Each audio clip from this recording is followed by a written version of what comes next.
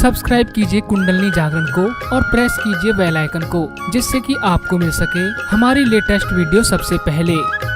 सत्य को खोजने वाले आप सभी साधकों को हमारा नमस्कार।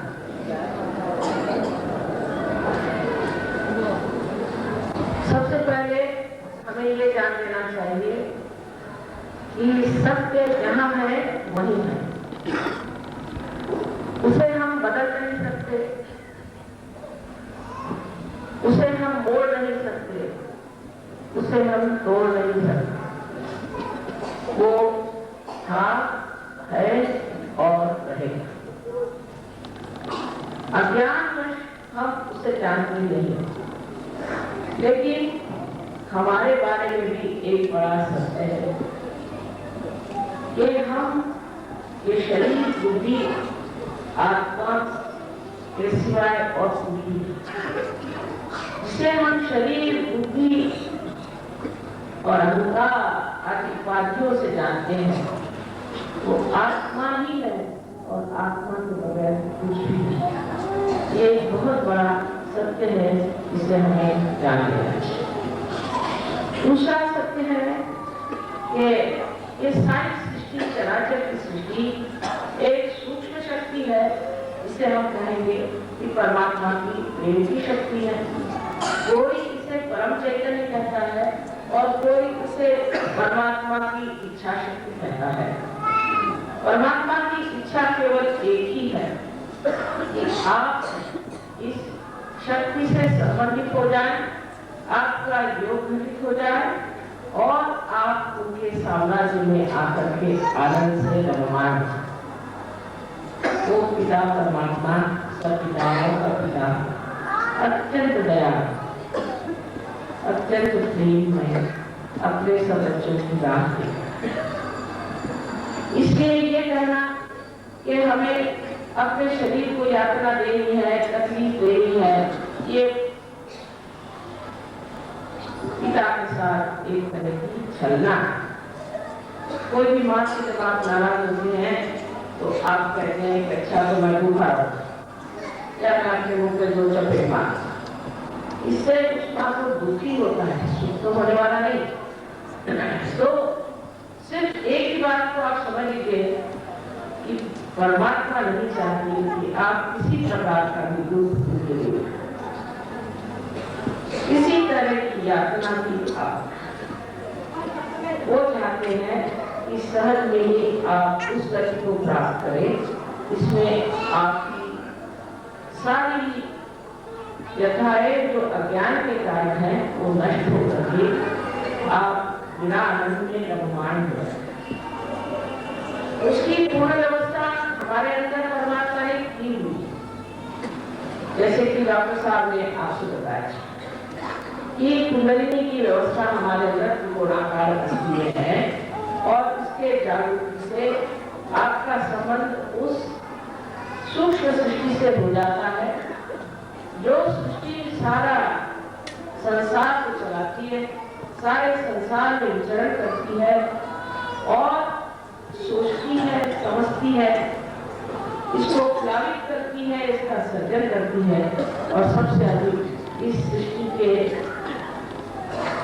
अंदर जो सबसे ऊंचा पहुंचा हुआ मनुष्य प्राणी है, उससे अत्यंत प्रेम है। अब सिर्फ इस मनुष्य स्थिति में आने के बाद एक और स्थिति प्राप्ति की बदली है, जिससे हमें प्राप्त करना है, जहाँ जैसे मैंने कहा था कि प्रथम सत्य है, जहाँ आप आत्मा हो जाए।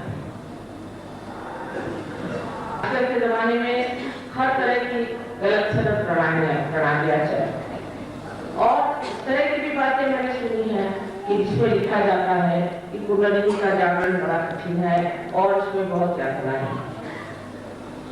ये सब आजकल की ही बात है। हजारों वर्ष पूर्व से ही मार्कंडेय स्वामी ने इस मामले में लिखा है कि कुंडलिनी के जागरण के सिवाय हम आत्म साक्षात्कार को प्राप्त नहीं कर सकते। उसके बाद अनेक ऋषि मुनियों ने इसके बारे में कहा, रामायण में भी आपने सुना होगा। और उसके बाद हर प्रांत में, हर जगह हर बार जब भी कोई विभूति पैदा हुई तो उन्होंने यही कहा है कि आप अपनी जागृति कराएं और इस कुंडली के द्वारा उस मोक्ष को प्राप्त करें। महाराष्ट्र में ज्ञानेश्वर जी ने इसमें बहुत कुछ लिखा और अभी तक गुरु नानक साहब ने भी इस पर बहुत विवेचन किया है। इतना ही नहीं पर कबीरदास जी ने तो इसको बहुत खोलकर पर काव्य में कहने के कारण लोगों को कुछ बात समझने में फिर घबरा के वो कहते हैं कैसे समझाऊं सब जगह अंधा। ये अंधापन है वो ये है कि हम ये नहीं समझते कि जब तक हमारा परमात्मा से संबंध नहीं होता है तब तक हम कोई भी कोशिश करें, कोई भी मेहनत करें तो वहां तक कैसे पहुंचेगा। जैसे कि टेलीफोन है, जब तक आपका टेलीफोन का संबंध किसी और टेलीफोन से नहीं हो तो उसको घुमाने से क्या फायदा। इसलिए बहुत से लोग मेरे पास आकर कहते हैं बड़ा हम तो इतना भगवान को मानते हैं, हमने इतनी पूजा करी, हमने इतने व्रत वैकुंठ करे, हम यहाँ गए वहाँ गए और हम क्यों ऐसे। सीधी बात है आपका संबंध नहीं, ये ब्रह्म संबंध होना और इसको अनेक लोगों ने विपरीत तरीके से इस्तेमाल किया है और बहुत बुरे ढंग से उन्होंने इस चीज को सामने रखा और कहा कि देखिए इसमें ऐसा काम करने से ब्रह्म संबंध हो जाएगा, ऐसा काम करने से ब्रह्म संबंध हो जाएगा। इतना ही नहीं परमात्मा के नाम पे बेलगाम लोगों ने पैसे दिए। परमात्मा को पैसा बैंक समझ में गया, ये तो मनुष्य का संदर्भ है। भगवान को क्या मालूम पैसा क्या चीज। तो भगवान के नाम पे पैसा देने से फायदा क्या, जिसको समझ ही नहीं आता पैसा क्या चीज।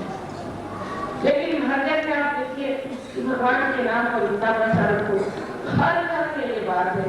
कोई अपनी हिंदू धर्म में या सिखों में या ईसाइयों में बात है, इसलिए हर घर में ये बात है कि हर उसको इसी तरह से कहता है कि अगर आपको घर को काम करना है तो आप पैसा नहीं दो तो चांदी की कोई चीज दो, हीरे की कोई चीज दो, पले की चीज दो। अरे परमात्मा के तो पांव के ठोकरों में भी ये नहीं है, उसके धूल के बराबर भी नहीं है चीजें। वो तो असल वो तो आप जैसे सत्य को खोजने वालों के साथ को खोजना है, उन्हीं के और उन्हीं का वो कल्याण है। आपका कल्याण आप के अंदर नहीं है, कहीं बाहर जाने की जरूरत है। काहे गलत हो जाए कहे नानक बिना आपा चीजे मिटे न भ्रमती का। जब तक अपना आपा नहीं आप जानोगे तब तक भ्रम मिट जाएगा। हम कहते हैं ये मेरा घर है, ये मेरे बच्चे, ये मेरे पति, ये मेरे रिश्तेदार सब मेरे मेरे हैं और वो मैं कौन जिसके लिए सब वहां पहुंचे कि मैं कौन हूँ। जब वहां पहुंचते कि मैं कौन हूँ तो हमें अंदर जाना नहीं कि मैं कौन। आपके साथ डॉक्टर साहब ने बताया हुआ है और वो आपको विशद रूप से यहाँ पर कुछ डॉक्टर्स बताया उनको समझा देंगे कि इस तरह से क्या होता है और किस तरह से कुंडली के जागरण से हमारी दुनिया ठीक होती है। और एक सर्वसाधारण तरीके से मैं आपको समझा सकता। समझ लीजिए कि ये हमारी वेबसाइट है और हमारा वेबसाइट है, ये दोनों हमारे पीठ के रीढ़ के हड्डी में इस तरह से बैठ गए और इसके बीच में चक्र तैयार। अब या लेफ्ट में जा सकते हैं, राइट में, इसको सिर्फ कोई भी हम ऊपर नहीं चल सकते, ऊपर लगी को प्राप्त नहीं कर सकते। इसलिए जो आदमी बहुत ज्यादा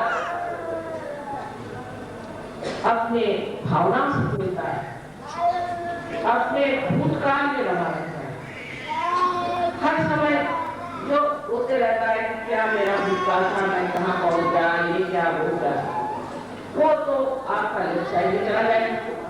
और जो मनुष्य की आगे की बात सोचता है, हमेशा भविष्य की बात सोचता है, हर समय ये सोचता है कि मुझे क्या करना चाहिए, मुझे कहाँ जाना चाहिए, प्लानिंग करता है, हर समय वो राइट साइड में चला जाता है और बीच में आने के लिए उसको कोई मार्ग नहीं। या तो हम पिछला सोचते हैं या अगला सोचते हैं। हमारे अंदर एक बार उठा जाता है, फिर उसका विचार जाता है, हम उसके ऊपर नाचते रहते। इन दोनों के बीच में एक जगह है जो वर्तमान, उस वर्तमान में करने के लिए भी कुंडलिनी का जागरण होना चाहिए। जब कुंडलिनी का जागरण होता है तो सबसे पहले आपके अंदर एक स्थिति प्राप्त होती है जिसे विचार समाधि कहनी चाहिए। इसका वर्णन हठयोग में ये पहली स्थिति आपको प्राप्त होनी चाहिए जहाँ निर्विचार होता है। लेकिन निर्विचार समाधि है, समाधि माने उस वक्त आप सतत, कोई आप निद्रा में नहीं जाते, आपको कोई चक्कर नहीं आ जाते, आप कोई बेहोश नहीं हो जाते, लेकिन आप अत्यंत सतर्क हैं और अंदर को विचार अपनी शांति हो जाती है। अब देखिए, अगर कोई सुंदर सी चीज आपने देखी, उसे देखने साथ आपके दिमाग में विचार चलेगा कि ये कैसी चीज मैं पाऊं, इसको कैसे ले लूं, अगर वो मेरी चीज हो तो और सतर्क। लेकिन जब कोई विचार ही नहीं आए तो उस सुंदर चीज को बनाने वाला है, जो उसमें आनंद रहा वो पूरा की पूरा आपके अंदर ऐसा बहने लग जाता है जैसे गंगा यमुना दोनों तरफ से आनंद बहे। ये अनुभव कहने की नहीं, भाषण देने की नहीं, इसका अनुभव होना चाहिए। जब तक ये अनुभव सिद्ध नहीं होगा तब तक ये व्यक्त, और यही अनुभव को प्राप्त करना ही आत्म साक्षात्कार, आत्मा को सच्चिदानंद स्वरूप माने। आत्मा को प्राप्त करने पे आप सत्य को जानते हैं। सत्य को जानते माने क्या? अभी तक हम जो सत्य जानते हैं वो पारस्परिक रिलेटिव, माने ये कोई कहता है ये सत्य है, कोई कहता वो सत्य है, वो कहता वो सत्य। एक चीज नहीं कहते कि सब लेकर दिखाई नहीं। इसकी वजह यह है कि अभी तक सत्य का अनुभव हमने किया। जब हमारी आत्मा हमारे चित्त में आ जाती है उस प्रकाश में हम केवल सत्य को, अंग्रेजी में कहना चाहिए एब्सोल्यूट, केवल सत्य को हम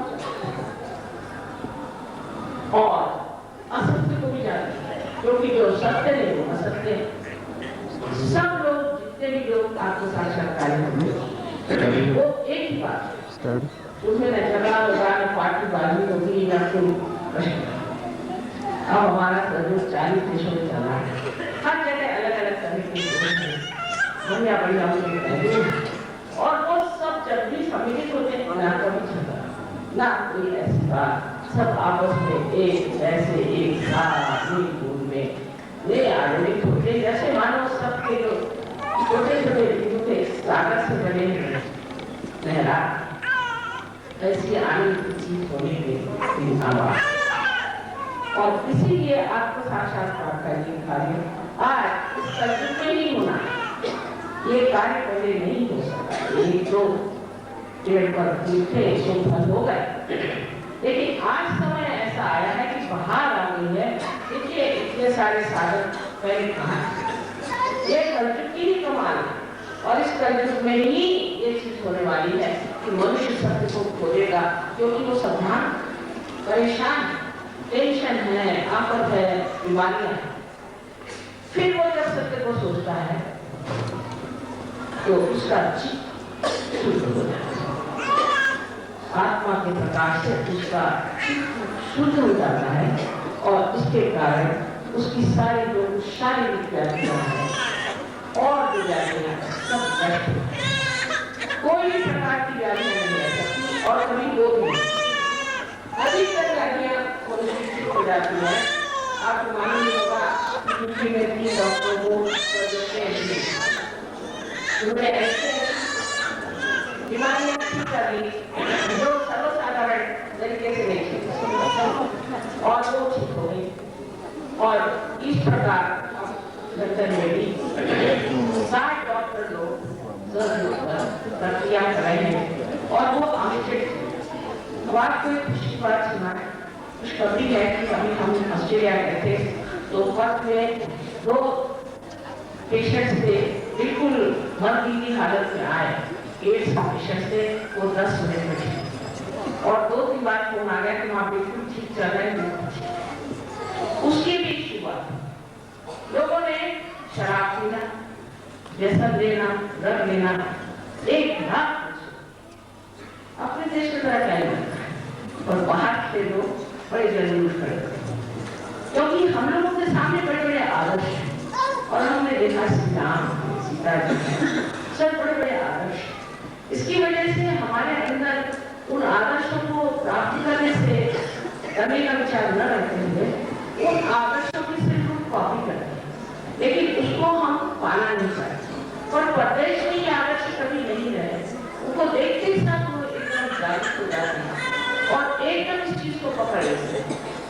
1 लाख में लोगों ने ड्रग छोड़ दिया, शराब पीना छोड़ दिया, दुनिया भर की गंदी आदतें और इतने सुंदर हो गए हैं कि जैसे कीचड़ भरे एक सरोवर में इतने थोड़ी कमल थी। मैं तो पहले कहती थी बाबा प्रदेश में तो जाना आप एक खराब वहाँ पर वाइब्रेशंस है, वहाँ चैतन्य है ही नहीं, वहाँ कहाँ मेरे पति को मैंने चुन के भेजा है। लेकिन मैंने देखा कि वहाँ कमल की कलियां हैं और वही कमल खिल गए और सब जगह सुरभित। हम लोगों में भी अभी ये समझ में नहीं आता है कि इन देशों में बहुत सारी संसारिक प्रगति, लेकिन कोई प्रगति नहीं। इनके आप हालत में सुनिए, आप आश्चर्य। माँ बाप का कुछ बच्चे 12 साल के बच्चे भी ड्रग्स लेते हैं, माँ बाप को मार डालते हैं, दादा दादी को मार डालते हैं, माँ बाप बच्चों को मार डालते हैं। लंदन शहर के अंदर एक हफ्ते में 2 बच्चे माँ बाप मार डालते हैं। आपको विश्वास नहीं होगा इन लोगों को क्या होगा, इनके हृदय सूख गए हैं कि क्या बात है कि ये बच्चों से तंग आकर उनको घोट के मार देते हैं। हर रोज वहाँ इस तरह के किस्से सुन के मैं हैरान हो गई, कैसे ये कर सकते हैं ऐसे का। अभी भी इस भारतवर्ष में ऐसे लोग हैं कि जो अत्यंत प्रेम से, उनके अंदर इतना प्रेम है, इतना आदर है, ये सब इन लोगों में कुछ नहीं। इनकी जो भी प्रगति हुई है वो बड़ी बाहर की प्रगति है, जैसे कि कोई पेड़ बढ़ जाए और उसके अपने मूल का पता न हो, उसके कारण शुष्क हो, बिल्कुल शुष्क हो और उसके मूल आपके देश में, इस श्लोक भूमि में उसका मूल है और किसी देश से जाने वाली चीज है। यही आपका धरोहर है, यही आपका हेरिटेज और सारी दुनिया आपके चरणों में दम चुकेगी, इसलिए वो जानेगी कि यहाँ लोग कितने आपके साक्षात। इतना सब होते हुए भी जितने हिंदुस्तान में सहयोगी में कहीं कोई नहीं, क्योंकि यहाँ तो चैतन्य चारों तरफ है। आप जानते ही नहीं कि भारतवर्ष को जन्म देने के लिए अपने लगाए कितने पुण्य की। ये ऐसा बड़ा देश है, इतना महान देश है, ऊपरी ऊपरी चीजों को आप देखते हैं और इसकी घनता को आप जानते हैं। एक बार मैं अपने पति के साथ आ रही थी, इसलिए यहाँ से मैंने कहा कि आज हिंदुस्तान छू लिया, तो कैसे करें कि हिंदुस्तान छू लिया। मैं देखिए सब कुछ चैतन्य फैला है। दोनों ने आके पायलट से पूछा से कहा कि अभी छुआ एकदम चारों तरफ होना चैतन्य फैला। मैं अभी रास्ते से आ रही थी, यही देख रही थी कि हरियाणा में इतना चैतन्य। शाकांबरी देवी का यहाँ अवतरण हुआ था शायद आप, और शाकांबरी देवी का यहाँ और इस सब जगह बहुत बड़ा कार्य और इसीलिए आपको यहाँ की खेती बारी ये उन्हीं के पास है। इसी प्रकार हमको ये विचार देना चाहिए कि इस भारत में अनेक साधु संतों ने यहाँ बड़े बड़े महान अवतरण हो, जैसे श्री राम, जैसे देवी ने अनेक अवतार यहाँ लेकर के और साधुओं को तो आज वही दिन आया है कि उनकी जो परंपराएं लोगों ने ली थी, जो हमारे ऊपर इतने दिनों से हमारा धोखा बन छाई हुई है, उसका पूरा उपयोग हो। आत्म साक्षात्कार को पाते ही आप पाइएगा कि आप शांति चले जाएंगे जो आपकी अपनी चीज। बहुत से लोग शांति की बात करते हैं, शांति के निशान लगाएंगे, शांति के बारे में कहेंगे कि शांति का एक बड़ा प्रतिष्ठान बनाया है मिशन, और अगर उनके पास जाइए तो खड़े नहीं हो सकते, इतने क्रोधी लोग होते हैं। ऐसे लोग शांति कैसे